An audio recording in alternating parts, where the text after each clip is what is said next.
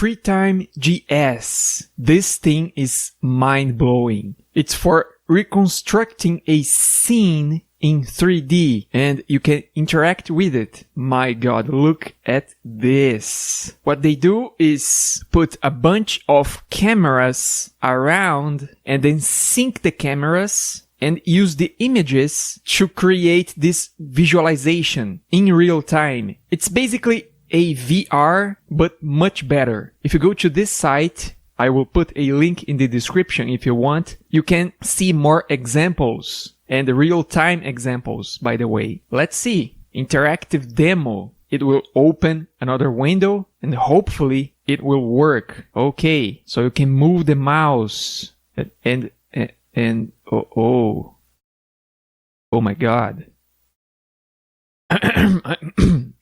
Okay, I got lost for a second there.